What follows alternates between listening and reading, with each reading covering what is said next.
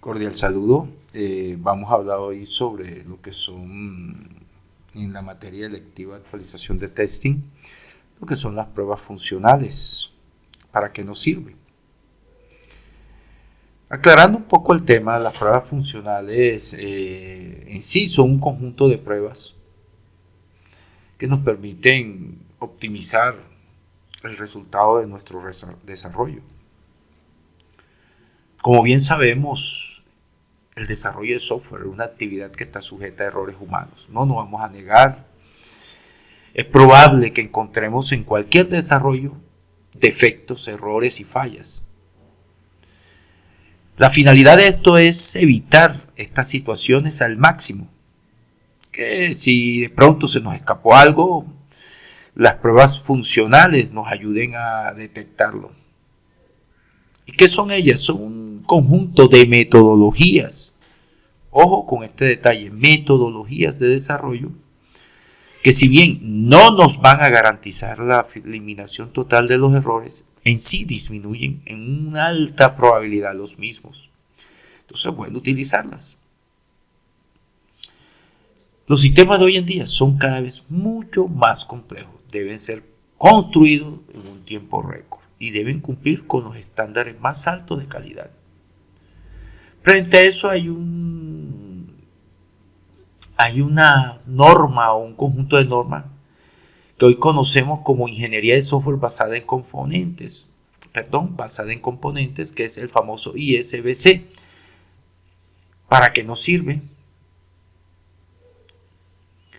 Entonces, ese conjunto de pruebas denominamos pruebas funcionales o functional testing.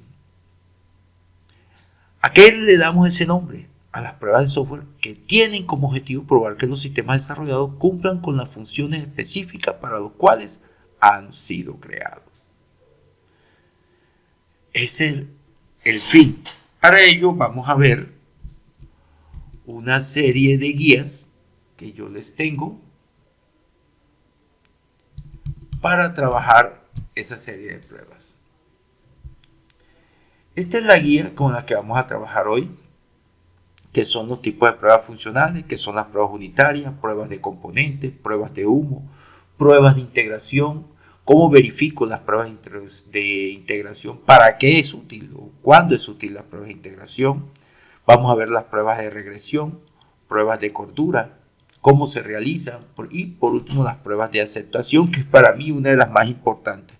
Es la que te definen si el cliente te aceptó o no el software que cumple con todos los requisitos. Y resumimos esta clase con características de una buena prueba. Yo voy a dividir esta sección en dos. La primera vamos a aplicar parte teórica con práctica y la segunda netamente nos vamos a la parte práctica. Listo. Aunque podemos ir integrando teoría con práctica. Quiero que tengan claro que estos son conceptos teóricos que debemos tener en cuenta. Listo. Entonces, miremos tipos de pruebas funcionales. Existen pruebas funcionales y no funcionales. Vamos a dedicarnos aquí a las funcionales. Luego habrá otra clase de las no funcionales. En esta ocasión te explicaré las funcionales y cómo funcionaría cada una de ellas. Entonces está las pruebas unitarias, las pruebas de componentes, las pruebas de humo, las pruebas de integración, las pruebas de regresión, las pruebas de cordura y las pruebas de aceptación. Esto es un ciclo, si te das cuenta con la imagen que te la estoy colocando. Aquí está prueba de instalación, prueba de interfaz, prueba de compatibilidad, prueba de usuario y prueba de regresión. Acá te lo resumo un poco más, pero acá te los detallo. ¿Qué son las pruebas unitarias? Y ya la hemos visto. Ya hemos trabajado en pruebas unitarias. Las pruebas unitarias son las que te aseguran que cada célula, cuando hablo célula, hablo de una porción pequeña del programa. Y podemos verlo en la parte práctica en C# en este caso. Pues vayámonos a C#. En este caso vamos a ver una aplicación, estamos viendo una aplicación que es un una metodología que yo utilizo para, en este caso, crear una fábrica. Ese es un patrón que se conoce como fábrica gráfica abstracta o fábrica abstracta gráfica, como quieran llamarlo. La idea de esta aplicación es que tú crees los componentes una sola vez y los llames muchas veces o lo integres muchas veces. Si yo voy a hacer una prueba, ¿qué te digo? Una prueba unitaria, vamos a colocarlo así, una prueba unitaria a este señor que está aquí a mi izquierda, yo puedo inclusive colocar pequeñas porciones del software. Vamos a mirar acá. Yo puedo decir, vamos a cerrar vamos a irnos a este señor, vamos a cerrarlo acá. Listo, y que quede todo cerrado. Listo, vamos a escoger, yo quiero probar aquí, yo voy a probar esta parte que está acá. Entonces vamos a minimizar esto. Entonces, si yo voy a hacer una prueba unitaria, en este caso voy a probar algo de este software. Vamos a hacerlo más pequeño aquí, así. Si yo quiero hacer una prueba unitaria, yo voy a probar estas porciones de código. Como dice aquí, cada célula del código desarrollado en un componente que brinde los resultados adecuados. Entonces, yo voy a probar que este método aquí que nos permite crear un text box, de verdad cree un text box. Entonces yo a él le hago una prueba unitaria. En esta prueba los desarrolladores observan la interfaz y especifican. Entonces yo quiero probar si es verdad que esto lo hace. Entonces yo hago una prueba unitaria. Lo bueno de las pruebas unitarias es que admiten pruebas funcionales al ejercer el código que más probablemente se pueda romper. En pocas palabras, el código que me puede fallar. Listo. Entonces, yo a este señor vamos a ampliar acá, vamos a pasar para acá para poder mostrarlo en detalle. Entonces, yo voy a probar que este código que hice y que de pronto pueda romperse, verificar que no tenga falla. Para ello, si tú utilizas pruebas funcionales sin pruebas unitarias, puedes experimentar algunas dificultades para diagnosticar pruebas fallidas. Entonces, las pruebas funcionales vamos a explicar acá. Yo voy a ejecutar este código. Voy a ejecutar. Vamos a esperar que se ejecute. Siempre se demoró unos minuticos.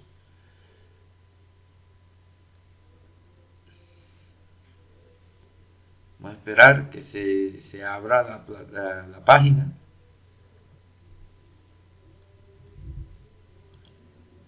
Miren, ya aquí me indica que ya se está ejecutando. Voy a mirar si ya ven aquí la página. Vean, yo voy a hacer una prueba funcional a esta página web, mi primer formulario que generó. Entonces yo voy a verificar en test unitario que si yo escribo 2, él no me debe aceptar el 2 porque dice que ahí hay un nombre, que yo debo colocar un nombre aquí. O sea, que esto no es aquí voy a probar, esto lo hago con un qué. Lo ejecuto mediante pruebas unitarias.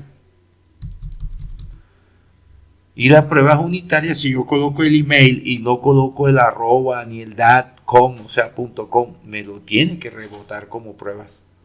O sea, ahí me falló. Entonces, mediante eso yo estoy haciendo pruebas unitarias, que cada uno de los elementos funcione. Que si yo pulse aquí y después pulse acá, él no me debe aceptar los dos, solo uno. O sea, debe aceptarme solo uno. En este caso, mire, acá sí me puede aceptar los dos. Ya. O sea, que la persona solo puede tener un género. Si yo activo aquí, me deshabilito acá. O sea, todo eso se hace mediante pruebas unitarias. ¿Estamos claros? Entonces, yo como lo digo, si estoy usando pruebas funcionales, en este caso, mirando cómo funciona y no le aplico pruebas unitarias, mira, ya me estoy dando cuenta aquí en la falla. Y mediante una automatización o Selenium, yo puedo hacer esto mucho más rápido. ¿Listo? Entonces, ya nos hemos dado cuenta de ese detalle. Y todo eso porque probamos cada uno de los elementos y que debe reportar. Por lo menos aquí está. Él aquí me creó un botón. Pero en ningún momento me ha dicho, oye, si tú creaste un botón, ese botón tiene que tener ciertas características. No. Esta es otra prueba que hay que hacerle. Si de verdad crea el botón. ¿Y dónde sé que crea el botón? Sencillo. Me voy a... Eso debe estar generalmente... Está en... Index. Aquí. Véalo aquí. Aquí es donde debo... En el index... Vea, el index está utilizando HTML y incrustado dentro de HTML está el código. Véalo aquí. Aquí nos vamos. No nos vamos muy lejos. Acá yo tengo que verificar, hacer una prueba que me verifique el email, hacer una prueba, véalo aquí, el for group, por aquí, género, véalo aquí. Véalo aquí. Aquí está. Entonces tengo que verificar que sea excluyente, o sea que si hago este me lo excluya. Entonces esas son cosas que se hacen mediante pruebas unitarias.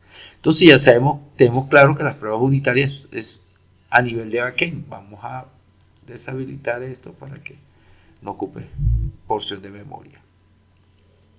Ahora vienen las pruebas de componente. Miren que vamos a explicarlo acá también. Las pruebas de componente se ejecutan de forma independiente. Ojo, comprobar que el resultado sea el requerido. ¿Y cuál es el objetivo de las pruebas de componente? Verificar las funcionalidades y o usabilidades de los componentes. Aunque eso no se limite a ese detalle. Pensándolo bien, ¿qué ejemplo utilizaría en pruebas de componente aplicados a esto? Aquí, una prueba de componente, vamos a volver a ejecutar el código para explicarle las pruebas de componente. Miremos acá. La prueba de componente verifica que el elemento que está aquí, este elemento,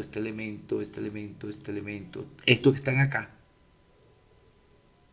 tenga entrada y deba generar una salida. ¿Cuál es la salida? Guardar la información en la base de datos. Esa es la salida. Puede ser el módulo de código, página web, en este caso es una página web, pantallas, incluso sistemas dentro de uno más completo. ¿Qué componentes podemos trabajar aquí? Las pruebas de integración para trabajar con la con la usabilidad y accesibilidad. Las pruebas de carga para asegurar que el rendimiento sea la propiedad de una prueba de carga típica es colocándole varias información al tiempo para ver cómo se comporta. Prueba de inyección. Aquí le voy a aplicar una prueba de inyección. SQL. ¿Qué significa? Voy a aplicar una prueba de inyección para asegurar que la información que estoy trabajando aquí, que estoy digitando aquí, no venga un hacker por ahí, meta las manos en el transcurso de pasarla a la base de datos y me inyecten. Entonces tengo que hacer pruebas de ese tipo para evitar la inyección de información, código malicioso. Otra prueba que le hacen mucho son a las famosas pruebas de login, que es la de inicio de sesión. Que por ahí debo tener un video de eso. Entonces ya sabemos que a dónde y a quién le vamos a aplicar las pruebas de componentes. Entonces ya tenemos claro qué son las pruebas de componentes y cómo aplicar las mismas. Vamos a dirigirnos ahora a las pruebas de humo. ¿Qué son las famosas pruebas de humo y cómo las aplicamos? Pero sigamos profundizando en las pruebas de humo. Las pruebas de humo, ¿para qué lo utilizamos? Para verificar que las funcionalidades significativas de la aplicación funcionen o no. Desde lo más básico hasta puedo considerar lo más sensitivo, lo que más puede dañar, lo que más puede fallar. Una de las pruebas funcionales más importantes debería ser la primera que se ejecute esta. Esta para mí es la primera, que son las pruebas de humo. Las pruebas de humo son muy comunes. Y aunque a veces no se tiene claro su concepto, no se trata en sí de aplicar esas pruebas exhaustivas, sino que vamos a revisar la funcionalidad crítica del sistema y si de verdad funciona bien. Yo por eso tengo una paginita, vamos a buscarla, donde yo explico las pruebas. Déjenme y la busco. Esta página la utilizo mucho para buscar los bugs y las pruebas de humo u otro tipo de prueba. En sí, si una prueba es exitosa, será entonces una compilación estable y el equipo de pruebas la dará como aprobada, se pueden decir. Por otro lado, si no es estable y la falla en la compilación, lo usual es que se devuelva al equipo de desarrollo para solucionar los problemas de compilación de la misma. Pero antes de explicar esto, el origen del término de pruebas de humo no está claro, ya que existen varias teorías. Una de las teorías era que los equipos antes se recalentaban cuando les hacían las pruebas, les salía humo a los equipos. Entonces decían, uy, estalló. Como lo aparece en la gráfica. Una de las teorías sugiere que el término proviene de la antigua práctica de los electricistas realizar pruebas de circuito electrónico o eléctrico. Muchas veces encendían las pruebas. Las pruebas que hacían se encendían, se dañaban. Si el material se quemaba correctamente, se decía que el circuito pasaba a la prueba de humo. Entonces, eso la adaptaron para los software.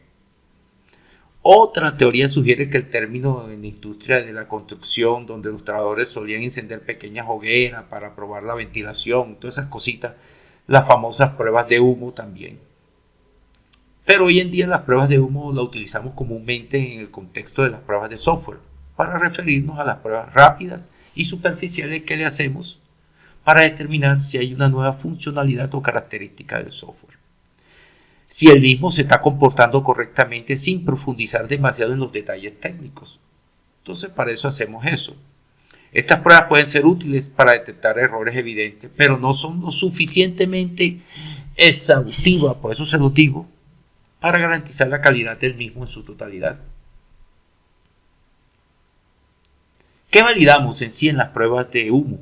La versión, la configuración, la navegabilidad y los datos.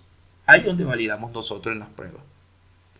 En las pruebas de humo se busca validar el correcto funcionamiento de todas las funciones principales. En este caso, miremos. Aquí hay un ejemplo de bugs, tipos de bugs, buscando un bugs, reportando un bugs. Si yo quiero ver ejemplos de bugs, entonces aquí están en inglés. Si quiero los podemos pasar al español. Los botones para compartir en redes sociales no funcionan. Muchos sitios web tienen botones para compartir información, pero en este ejemplo esos buzones no funcionan. Miremos, o sea, ahí estamos, ahí para que ustedes analicen esta página, igual se las voy a dejar. El botón de enviar devuelve una página de error. Ejemplo, algunos ejemplos de errores reales y recréelos usted mismo. Esta es una paginita que yo utilizo mucho para explicar todo lo que tiene que ver con las partes de prueba. Está el reproductor de video no funciona. Ahí vayan ustedes recreando todos esos detalles para trabajar. Esta página la utilizo mucho para ese estilo. Los tipos de errores. Vamos a poder pasarlo a español para que ustedes lo tengan claro. Un error funcional, un error visual, un error de contenido, un error de actuación, un error chocar. Entonces ustedes van mirando esta página y van analizándola. ¿En qué les puede servir? ¿Cómo busco los errores? Entonces aquí vamos a buscar todos los errores. Ahí está. Encontraste un error de bloqueo, examina la página en 5 segundos. Entonces, esto es para que ustedes busquen, vas a explorar el sitio. Ya, entonces aquí vas a mirar, aquí les voy a colocar, hay muchos errores en la página de búsqueda, sigue buscando. ¿Listo? Reportar los errores. Entonces, esto se las voy a dejar a ustedes aquí. Instrucciones. Entonces aquí cada vez vas buscando ejemplos de errores. Entonces aquí estás utilizando esta página para que aprendas a testear, a buscar los errores. Entonces esta es una página típica para eso. Se creó para eso, para que ustedes busquen los errores. Entonces, aquí vamos a revisar todos estos tipos de errores. ¿Ya? Es importante destacar que las pruebas de humo no son suficientes para validar completamente la calidad del software, para que tengan claro ese concepto. Entiendan que el enfoque de esto es superficial y no incluye pruebas exhaustivas. O sea, que no te van a probar todas las funcionalidades, ay, que existe esto, que existe lo otro, no, nada de eso. Otro tipo de prueba que vamos a utilizar es las pruebas de integración. Comencemos por decir que los test de integración verifican que los distintos componentes se ensamblen o se conecten correctamente después de que fueron probados individualmente.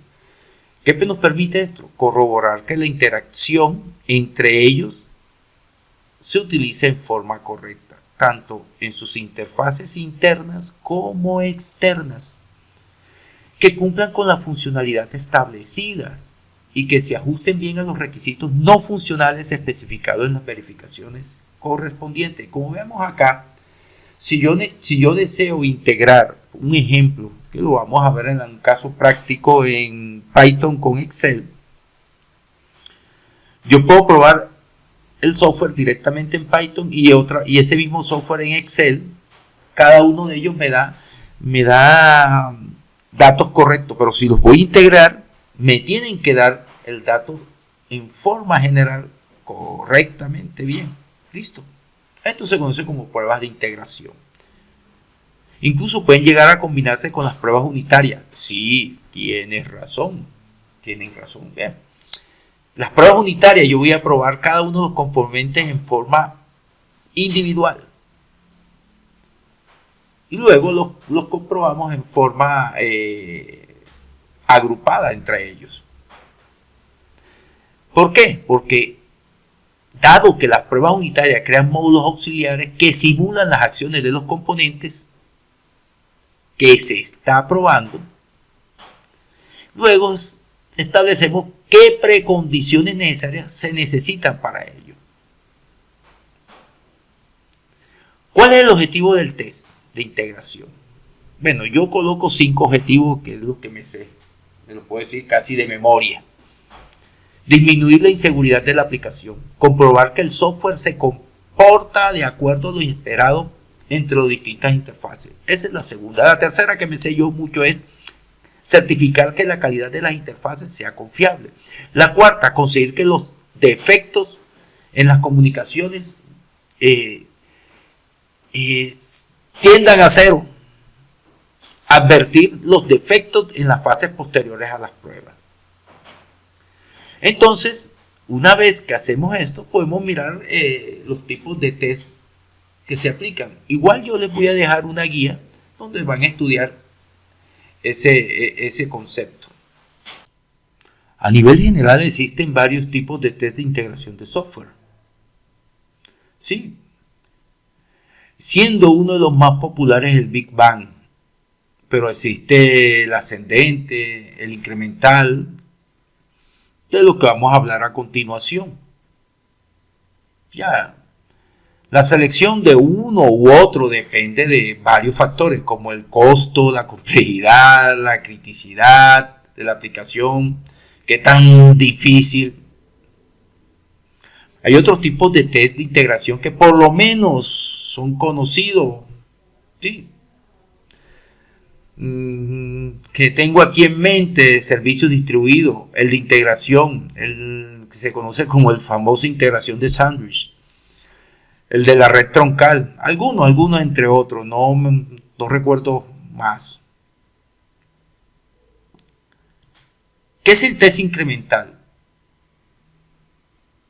Todos los programadores se integran uno por uno y realizan una prueba después de cada paso. Miremos algo acá.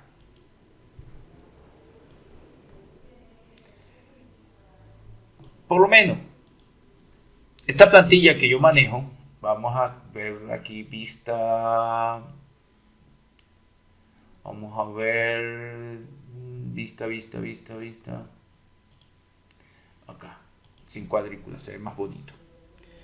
Yo aquí, si hay varios testing, podemos integrar, por lo menos, a la página, a esta página vamos a mostrarla, que debo tenerla por acá. A ver si la tengo, esta, a ver si está por aquí, vamos a ver. Debo tenerla por acá. Ya, entonces, no la tengo, no tengo la página por acá. Listo. Pero voy a buscarla. Denme un minutico y busco la página ya para ver qué es lo que se necesita. ¿Listo?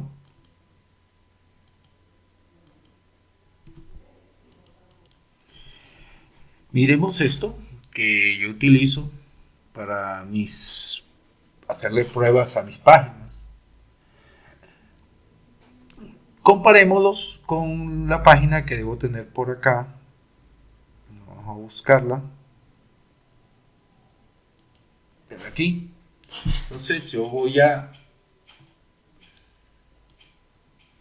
ejecutar cada uno de estos elementos. Si me abrió la página web, digo, ¿pasó? No pasó. Si en la parte de tienda abrió la página online, entonces yo voy a abrir la página en la parte de tienda. Voy a mirar si la abrió. Entonces, si me adicionó el carrito,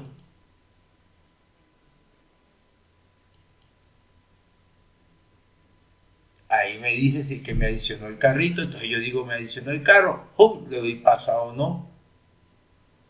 Si me está actualizando todo, si el menú de hamburguesa, que es este, voy a mirar los precios, los productos, cualquier otra cosa. Si los cookies me están, sí, vamos a decirle acepto los cookies. Entonces, aquí encontré un bug, pero aquí, ahí encontré un bug. Vamos a mirar, aquí me dice que yo conseguí un bug aquí. Vamos a mirar, entonces dice, mira, hay un bug ahí encontrado. Entonces ahí tengo que mirar dónde está el bug aquí de la página. Entonces, si me seleccionó, mira, ahí está yo. Esta página es buena para verificar los ejemplos. ¿Ya? Ya encontré 2 books, velo ahí, ahí está. De ahí me está señalando que conseguí otro book. Listo. Ahí me está diciendo, mira, hay un book preciso. ¿Por qué? Pero aquí ahí me dice acción. ¿Qué debo hacer? Abrir el producto, cambiar, todo. O sea, yo es porque está aquí. Ese detalle ya. Otro book. Y ahí sucesivamente él me va mostrando. Entonces, esta página sirve mucho para practicar. Entonces, yo igual la voy a dejar en el link para que ustedes practiquen. Sirve mucho para uno ir puliéndose en esta parte. Listo, entonces ya yo voy aquí agregando y a este pedacito lo tengo yo aquí. Una vez que él me va diciendo cuál es el promedio de lo que pasó, de lo que no pasó, me dice, mira, pasaron 5, no pasaron tanto, bloquearon tanto, y aquí me dice el porcentaje, aquí el porcentaje, de qué tanto mi página está en un porcentaje aceptable o no. Entonces, ahí tenemos esa parte. Entonces, yo tengo aquí para hacerle chequeo a mi página. Entonces, yo tengo igual unas páginas que voy a enviar para que ustedes practiquen en las mismas. ¿Sí? Ustedes practiquen en la página y se den cuenta, mira, estoy aprendiendo bastante sobre esto o no estoy aprendiendo. Listo. Eso era lo que quería hablarles de lo que es ese tipo de testing que vamos a hacer. Entonces, vamos a aplicar qué es el incremental. Ya lo explicamos, todos los programadores se ponen de acuerdo, ahí ustedes se agrupan, mire, yo me encargo de este testing y yo me encargo del otro. ¿Cuál es la desventaja? Es que esto puede tomar mucho tiempo debido a que los bugs o los stubs de los controladores tienen que desarrollarse y usarse en las pruebas. Dentro de este tipo de test, para mí cuenta con un gran abanico de probabilidades si conoces bien la arquitectura del sistema te va a servir. El test ascendencia, ¿cuál es? Se realiza un test de integración desde la parte inferior del flujo de control hacia arriba, sustituyendo los componentes o sistemas de controladores, todo lo que tú quieras hacerle a eso. No obstante, pienso yo que no obstante, muchas veces este tipo de software solo puede detectar los defectos de la interfaz. Y eso al finalizar el ciclo. Y necesita de que crear controladores de prueba para módulos. Y para mí necesita supervisar más el proceso. Ahora viene el Big Bang. Este tipo de test, los componentes y módulos se integran simultáneamente y posteriormente se prueban como un todo. ¿Cuál es la ventaja? De que todo está terminado antes de que comiencen las pruebas de integración. Pero su desventaja es que lleva mucho tiempo y resulta difícil de rastrear las causas. Entonces, tenemos que ir evaluando eso. El famoso sándwich. Este tipo de estrés combina los enfoques ascendente y descendente. Y ahí está el sándwich. Es llamado test de integración híbrido o mixto. Se considera que el sistema se compone de 3 capas. La del medio, que es el objetivo de la prueba, la superior y la inferior, que son los elementos básicos para realizarla. Y la prueba comienza por la capa superior y convergen en la parte intermedia. ¿Cuál es la ventaja de este test? Es que las capas superiores e inferiores pueden probar en paralelo. ¿Y cómo lo verifico? Las pruebas de humo se verifican mediante ejecución del software. Lo que estamos haciendo ahora con el programa. Yo la estoy verificando. Ese programa de test que les enseña mucho, igual voy a dejar el link. ¿Qué pasos debo hacer para realizar las pruebas de humo? Definir que las funciones principales y críticas del software. Vamos a definirlas y luego decir, voy a hacerlas sobre esas pruebas. Documentar los resultados de las pruebas y los errores. Para eso, miren, yo les muestro acá cómo las realizo y documento cada uno. Yo aquí creo unos. Abrir la website de la que de prueba, abrir la página online store, verificar el estado del producto, crear una cuenta, salir de la sesión cuenta, perdón, entrar a ella, añadir un producto, ya, abrir un producto del ítem seleccionado, chequear el input, añadir varios productos. Todo esto lo voy a ir documentando, y conforme me vaya dando esto, él me va diciendo, por lo menos aquí, si yo ejecuté esta, él me va bajando este sistema. Ya hiciste 12 pruebas, 10 pruebas, 9 pruebas, todas las pruebas. Yo coloqué 13, pero puedes hacer todas las que tú quieras. Hay muchas a las cuales tú puedes trabajar. O sea que no te enfrasques en una. Tú puedes hacer muchas. Entonces, ya hicimos las pruebas, hemos averiguado las pruebas de integración.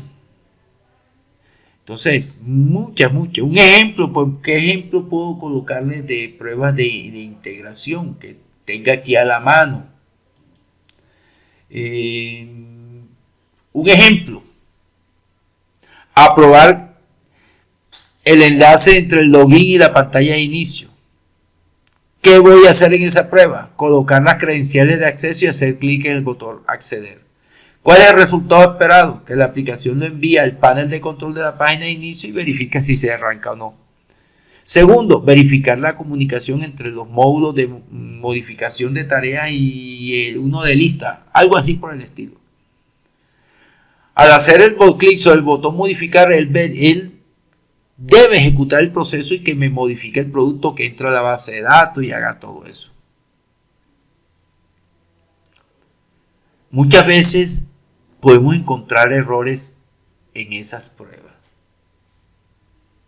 ¿Cuáles son los errores que podemos encontrar? De los que yo me acuerde, cálculos incorrectos, procedimientos equivocados en aspectos funcionales y no funcionales. Otro que me acuerdo es flujo erróneo de la información entre los componentes, fallas que son reproducibles en entornos de producción. Y eso sí es peligroso. Que se produzcan las fallas en otros procesos, bien, pero en producción, ahí las cosas se complican.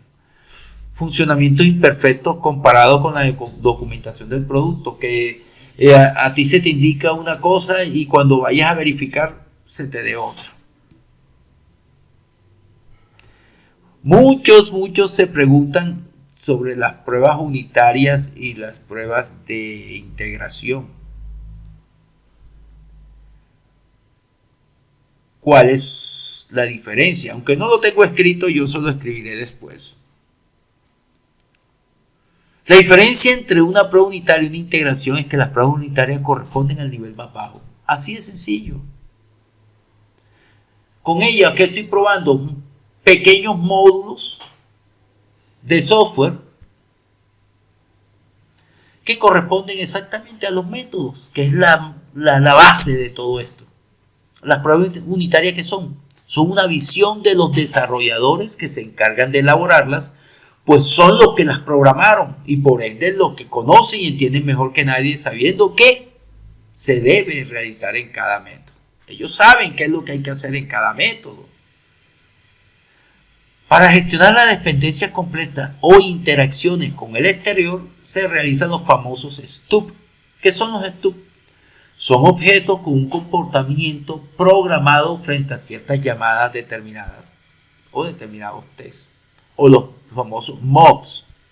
Son objetos previamente programados con los datos que se esperan recibir. Esas son las famosas pruebas unitarias. Su interés principal es cómo funciona la unidad, contrario a lo que es el de integración, que se interesa en cómo se integra con los demás componentes.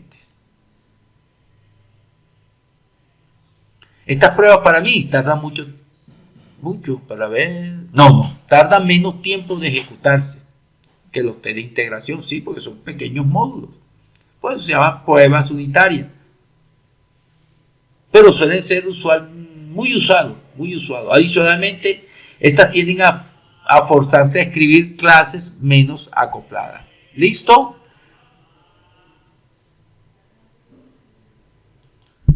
Ahora analicemos qué son las pruebas de regresión. ¿Listo? Miren, es muy normal, de verdad es bastante normal que los desarrolladores modifiquen y mejoren las funcionalidades de su desarrollo. Por esto existe una gran posibilidad de que puedan causar efectos inesperados. ¿Por qué? Porque modifican algo y no lo avisan. ¿Listo? Esta prueba de regresión se realiza para asegurar que los cambios o adiciones no se hayan alterado ni eliminado las funcionalidades existentes. O sea, su nombre lo indica, regresas, haces un back y verificas que si ellos modificaron algo, el mismo no haya o no sufra fallas. Las pruebas de regresión se enfocan en volver a probar las funcionalidades ya existentes, porque de pronto se hizo un cambio, se realizó un cambio y tú no lo verificaste. Y ese cambio puede tener efectos secundarios. Para detectar posibles errores o fallas, debo hacer pruebas de regresión. Estas pruebas son especialmente importantes en proyectos de desarrollo de software donde se realizan constantes cambios y actualizaciones. Por eso hay que meterse de lleno en esto. Si no realizamos pruebas de regresión adecuadas, es posible que se introduzcan errores o fallas y no las tenemos en cuenta. Y lo peor, muchas veces ni siquiera las escriben. Las pruebas de regresión pueden incluir pruebas manuales, automatizadas, de todo un poco, digo yo. ¿Por qué? Para asegurarnos de que las funcionalidades existentes del software sigan funcionando correctamente. Además, estas pruebas nos permiten detectar errores entre diferentes partes del software. Uno de los objetivos principales de las pruebas de regresión es de asegurar que los cambios realizados en el software no hayan afectado negativamente. Eso es el objetivo principal. En proyectos de desarrollo de software es común que se realicen múltiples cambios, sí, pero demasiados cambios. Pueden ser pequeñas correcciones y muchas veces no las documentan. ¿Ya? Y esto conlleva a que haya ese tipo de errores. Por eso la prueba de regresión nos permite identificar estos posibles fallas, errores en las funcionalidades existentes. Podemos resumir que el objetivo de la prueba de regresión es asegurar que el software siga funcionando correctamente. Después de realizarle algún cambio o una corrección al mismo. Hay otro tipo de pruebas que pocos conocen, que son las famosas pruebas de cordura. Si tengo una compilación con modificaciones menores, en vez de ejecutar las pruebas de regresión, realizamos una prueba de cordura. ¿Y para qué sirven? Esa es la preguntita. Podemos determinar que las modificaciones realmente hayan solucionado el problema y que dichas correcciones se hayan generado sin ningún problema. Entonces tenemos que hacer una prueba de cordura para verificar que esto funcione bien. No, si esto funcionó y ya listo. No. Tenemos que hacer pruebas de cordura. Usualmente estas pruebas son subpruebas de las de regresión. Es verificar solamente, comprobar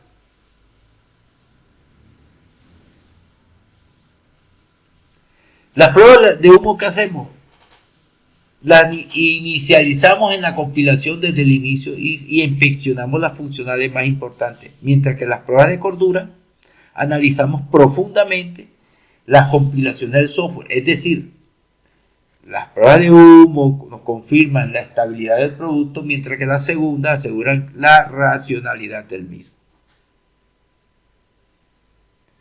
¿Cómo realizamos las pruebas de cordura? Estas pruebas, mejor conocidas también, o aparte conocidas como pruebas de sanidad o pruebas de integridad, son una técnica de prueba que utilizamos para comprobar que el software funcione correctamente. ¿Cuál es el objetivo de las pruebas de cordura?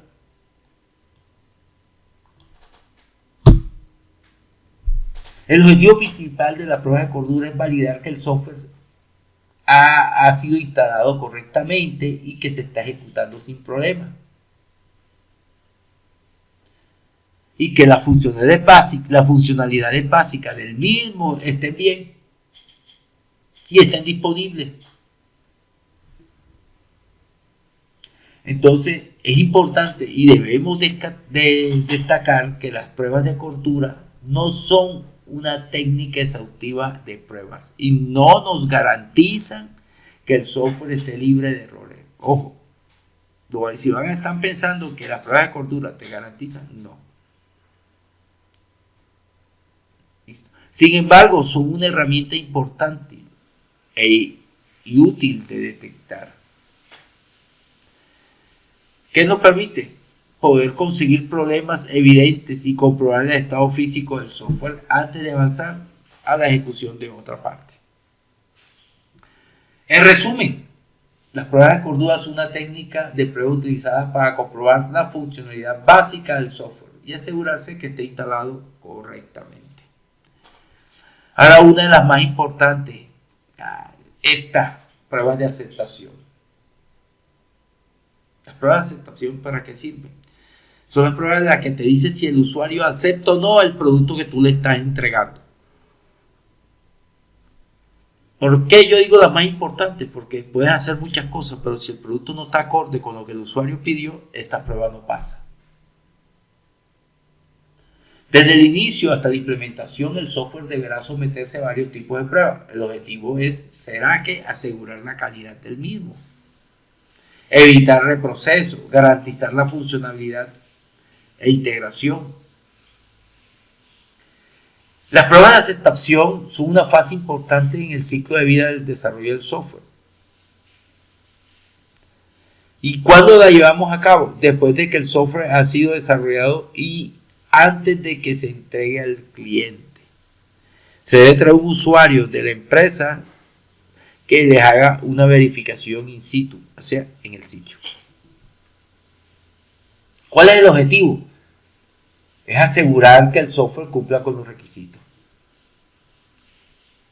Hay varios tipos de pruebas de aceptación, incluyendo las pruebas funcionales, las pruebas de rendimiento, las pruebas de seguridad, las pruebas funcionales.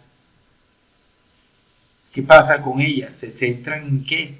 En comprobar que el software cumple con las funciones y características especificadas por el cliente. Entonces hemos visto, en resumen, las pruebas funcionales que están divididas y sabemos que están divididas en varios procesos. Entonces, las pruebas de aceptación pueden ser llevadas a cabo por el equipo de desarrollo o por un equipo de pruebas independiente. Yo recomiendo siempre que se haga con un equipo de pruebas independiente, para que haya o exista transparencia en el proceso. También se puede ser automatizada, o sea, utilizamos Selenium o realizada manualmente. En general, ¿qué digo yo? Las pruebas de aceptación son una parte crítica del proceso de desarrollo de software, ya que nos ayudan a garantizar que la aplicación que vamos a entregar sea de alta calidad y cumple con los requisitos del cliente, lo más importante. Que cumpla con los requisitos del cliente. Características de una buena prueba, así sea general. Primero, ha de tener una alta probabilidad de encontrar un fallo. Cuanto más temprano se consigue, mucho mejor. No debe ser redundante, o sea que se repita la repetidera. Y si funciona, no lo probemos más. Funcionó. Debe ser la mejor de la cosecha. Si tenemos dónde vamos a elegir la mejor prueba. Debería ser ni demasiado sencilla ni demasiado compleja. Si es muy sencilla no aporta nada y si es muy compleja, lo mejor no sabemos lo que ha fallado. Entonces ya sabemos, tiene que ser una prueba estándar. Ni muy por allá ni muy por acá. Bueno, esta es la parte a la que yo me refiero teórica de la clase o de la sesión número 10. Luego a esta parte aplicamos algo práctico para que quede claro el concepto. Entonces esto es todo. Muchas gracias.